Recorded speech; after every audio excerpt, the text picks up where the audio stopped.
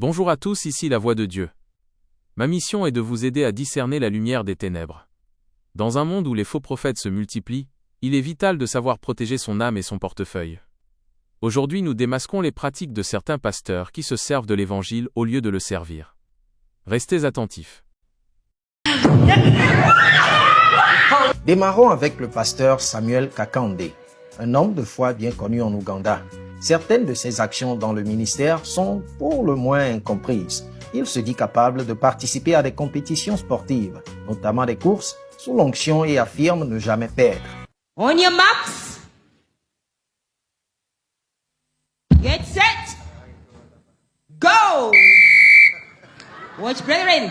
The young men are so strong, but midway they fell down. They didn't reach the finishing ground. Hallelujah. And one young man remained stuck at the beginning point. Here comes the old man, Prophet Kakande. He's walking victoriously up to the winning point. With you? Ababadde bavuganya naawe mu misinde.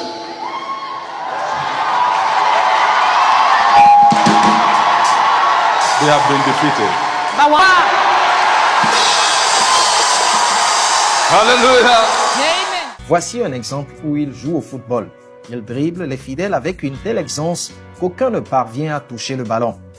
Dans des démonstrations semblables à la boxe, il bat ses adversaires, sans même les toucher. Of Jesus Christ. You want to do boxing? Watch, brethren.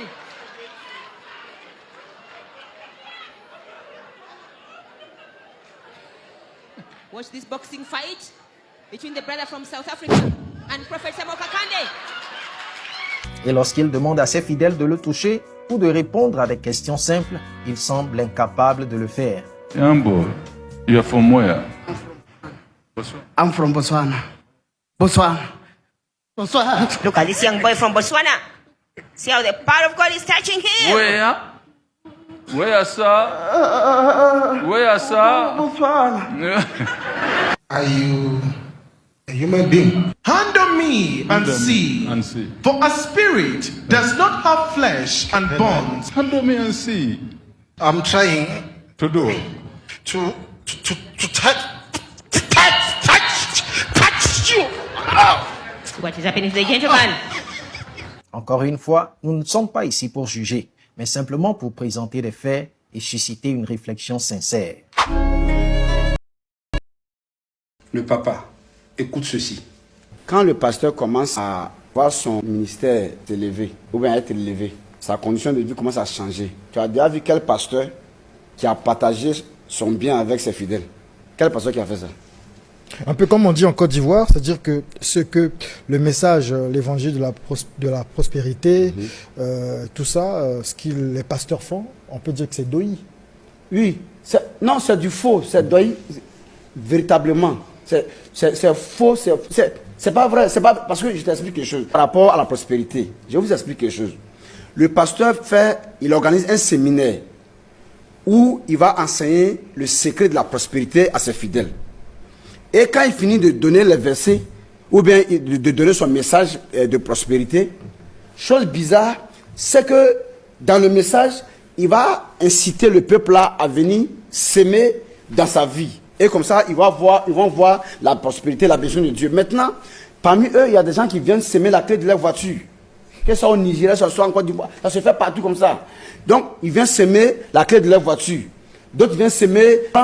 Donc, chacun s'arrange pour faire de bonnes semences, parce que plus tu as fait de grandes semences, tu vas récolter beaucoup. Bon, là, moi, je demande au pasteur. Et donc, dans ce cas-là, donc, c'est qu'il n'y a pas un message approprié, donc, ou bien, appropriément dit, n'est-ce pas, de la prospérité, là. Ou pourquoi? Parce que, toi, tu as fait un enseignement. Hein? Normalement, si quelqu'un envoie la clé de sa voiture, l'autre envoie la clé de sa villa, tu dois lui dire non. C'est l'enseignement qui va te rendre prospère. Je ne t'ai pas dit de me faire des dons, hein. Ce n'est pas les dons qui vont te rendre prospère. Hein. Ce que je viens d'enseigner là, c'est ce qu'il faut appliquer, puis tu seras prospère. Moi-même aussi là, quand j'ai appliqué ça, j'ai déjà ma voiture, j'ai ma villa, donc je n'ai pas besoin de tout ça. Là, en ce moment-là, on va prendre vraiment au sérieux, l'enseignement que le pasteur vient de donner. Mais quand le pasteur donne un enseignement de prospérité, et que lui-même, il attend les clés des villas des gens, la clé des voitures des gens, pour être prospère en un mois, dans le quartier où il habite, on voit que la voiture du pasteur a changé. On voit que le pasteur a déménagé. Tu comprends? Et puis on voit que, ah mais Dieu l'a béni. Puis il dit, ah mais c'est la grâce de Jésus. Tu comprends? Donc du coup, si le pasteur, si le fidèle n'est pas bête, s'il n'est pas vraiment ce mouton qu'on appelle brebis là, vraiment quoi.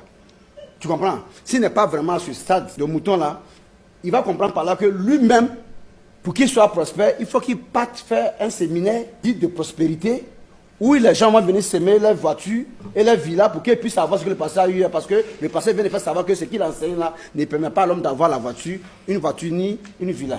Merci beaucoup. Je ne sais pas si tu m'as compris. Hein? Je vous ai bien compris, prof. La Bible, c'est pour tout le monde. Il y a déjà un problème là-dedans. Parce que lorsque nous prenons, comme nous étions d'abord en train de présenter sainte, même le Seigneur lui-même, il parle dans sa parole. Il dit dans le livre de Matthieu, Matthieu 7 au verset 6. Attends, tu as obligé tout ça là, ma poupée. Ne donnez pas les choses saintes. Ne donnez pas les choses saintes aux chiens. Ne donnez pas les choses saintes aux chiens. Si cette Bible est intitulée Sainte Bible, c'est pas en vain. Parce qu'il savait que les chiens devaient chercher à rentrer là-dedans. Jésus ne parle pas de la Bible. Mais il ne parle pas de la Bible. Mais on ne donnez pas les choses saintes aux chiens. Jésus ne Et ne jetez pas vos perles. Et son enseignement, c'est pas la Bible. Et il s'adresse à une femme qui a un enfant malade. On ne peut pas Et ne se détourne.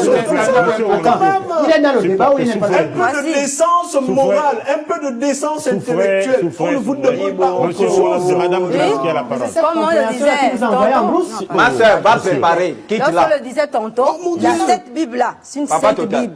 La fille là doit tous les quitter la livres pape ne sont pas préparée. intitulés saintes. On n'a pas vu un livre qui est intitulé Sainte Mathématiques ou Sainte Histoire. Pourquoi c'est seulement la Bible qui est intitulée Sainte Bible? Qui a intitulé ça? Qui a intitulé ça Sainte Bible? Notre conscience. Ma chérie. Si nous avions Ma un peu chérie. de réflexion, un peu Qui a d'intelligence, intitulé ça Sainte Bible? on devait chercher à Mais réfléchir non, là-dessus. on ne peut pas laisser terminer, venir Voilà raconter pourquoi des le bêtises. Seigneur nous dit, monsieur, faut vous laisser enseigner. Vous avez dit, vous êtes Mais venu. toi, tu on vas va enseigner enseigner. qui? Tu enseignes Vous laissez quoi? enseigner, monsieur. Avec la Bible que tu Le mens tes serpent, gens. lorsque le serpent, on a déjà coupé la tête, il s'agite comme ça là. Donc ça ne nous surprend pas. Vous avez coupé. Voilà. Maintenant, ici, ce que nous voulons comprendre ici, parce que le Seigneur, la question, ne nous éloignons pas de la question. Nous ne devons pas nous éloigner de la question. C'est une question qui nous a emmenés ici par la grâce du Seigneur. À qui est destinée la Sainte Bible? Parce que vous touchez de part et d'autre. Et ça ne rentre pas dans le cadre de ce pourquoi nous sommes ici. Le débat évolue, hein, Madame Grâce. Oui. Le débat évolue. On ne peut pas continuellement revenir. Oui, d'accord. Nous sommes d'accord. Maintenant, par rapport à, c'était le premier point. La Bible est pour tout le monde. Ça là, c'est complètement le mensonge. Ici, la première page, la Bible, elle se présente elle-même. Sainte Bible. C'est-à-dire que c'est pas quelqu'un qui est impur qui peut venir prendre cette Bible. On lit le Saint-Coran. Qui a écrit ça? Il n'y a que le Saint. Il n'y a pas que la Bible qui s'appelle Saint. Il y a le Saint-Coran. Il y a Christ, le Saint de Dieu. Oh, ma chérie, il y a le Saint-Coran. Enfin, moi, je ne comprends pas. Il y a le Saint-Coran. Nous avons... Non, toi, tu as déjà Pardon, parlé. Pardon, deuxième point ici. Testament. Frangin, tu la laisses te gronder. Avez-vous vu un livre d'histoire intitulé Testament? Qu'est-ce qu'un testament, monsieur? Vous dites la Bible est destinée à tout le monde. Mais donnez-moi la parole, je vous enseigne. Qu'est-ce qu'un testament? Qu'est-ce qu'un testament? Selon la révélation de Christ que nous avons reçue, le testament, c'est un livre de prédiction. On ne peut pas parler... Le testament n'est pas un livre d'histoire. Voilà pourquoi le frère a posé la question ici. Est-ce que la Bible est un livre de vie ou un livre d'histoire? Il n'y a pas de l'histoire là-dedans. C'est un livre d'histoire, maman. Que nous vivons au quotidien. Tous ceux qui se disent que la Bible c'est un livre d'histoire, ce ne sont que des lecteurs parce qu'ils ne comprennent pas. Prenez le livre de Lévitique, parce qu'ils ne comprennent pas ce qui est écrit. Voilà pourquoi le Seigneur nous dit les nègres. Nous rentrons dans... Pour soutenir cela, c'est pas l'histoire. On peut lire juste un passage. Avez-vous vu un livre d'histoire intitulé Testament? Là est la question. Si on parle de testament, il faut un héritier. D'où la question que nous développons en ce jour. À qui est destinée la Sainte Bible? Il n'y a que l'héritier pour venir prendre le testament. La Bible n'est pas un testament. Dans la Bible, il l'est. Pourquoi c'est intitulé Testament alors? Oui, la Bible n'est pas un testament. S'il vous plaît, monsieur. Ça veut dire que vous ne savez même pas ce que vous affirmez. C'est ce que vous voulez venir faire? Je vous laisse. Je dis non, ne prenons pas la parole en désordre. Ne prenons pas la parole en désordre. Attendez que je vous donne la parole. Papa Total, c'est pas nouveau. Le message de la dame est clair. C'est pourquoi je ne sais pas pourquoi on est bloqué. Ils sont bloqués parce que justement, il n'y a pas de fondement dans leur révélation. Il n'y a rien de nouveau. Vous comprenez? Moi, j'ai fait le tour des églises. Pourquoi? Parce que je cherchais la vérité. J'ai quitté l'Alliance chrétienne. J'ai dit, On m'a dit aux assemblées de Dieu là-bas, il y a quelque chose de nouveau. Je suis allé, on m'a enseigné ça. Ah ouais, c'est vrai qu'eux, ils n'enseignent pas ça là-bas. Après, on m'a dit, chez les branhamistes là-bas, il y a quelque chose de nouveau. J'ai pas. Eux, ils m'ont écrit, ils ont dit, ça fait 1 an, ils cherchent à rentrer en confrontation. J'ai même repoussé la fille là, je dis, vous faites partie des gens qui m'écrivent là, j'ai pas la tête. Elle m'a dit, par A plus B, on va en faire la démonstration. Elle a dit, votre père, papa total, est déjà venu même chez nous. Il sait que nous, on n'est pas des blagueurs. Nous, en matière de parole, on n'est pas des blagueurs. Appelle ton père, papa total décalé. Je vous ai appelé que, le boss. Il y a un nouveau groupe là, ils disent quoi? Hein? Et quand vous m'avez même dit que vous devez même aller là-bas faire un reportage, je dis, ça c'est du lourd. C'est sérieux. La dame a dit que Christ est descendu au PK9. Et c'est là qu'il va venir prendre les gens. Je ne sais pas si c'est vrai ou c'est... Ils sont 2 qui m'ont écrit. 2. Ils ont dit, ils sont les chrétiens Anini d'amour. Je ne sais pas si je me trompe. Hein. Oui, c'est notre sœur. C'est notre sœur. Ah, Anini d'amour. C'est pas le christianisme, c'est pas le nom de la branche. Non. Bon, ils sont les chrétiens Anini d'amour. Elle a dit par A plus B. C'est quelqu'un qui s'appelle. Ah, d'accord. Par A plus B, que tous les autres sont faux. Et nous sommes dans la vérité. Et c'est une nouvelle vérité. Ça veut dire peut-être que Jésus était peut-être chinois, on ne savait pas. Peut-être que, je ne sais pas, peut-être que le jardin d'Éden c'était ici, on ne savait pas. Raison pour laquelle on organise ce débat. Mais jusqu'à présent, même le thème qu'ils ont donné, la Bible à qui est-elle destinée, il n'arrive pas à démarrer. Bon, on sait, comme mon grand frère a dit ici, bon, je ne sais pas si c'est... Parce que lui, parmi, il ressemble un peu, il est un peu plus vieux. Hein, je pense. Il demande la parole. Oui, bon. Et c'est un peu de nous... Nous, on veut connaître.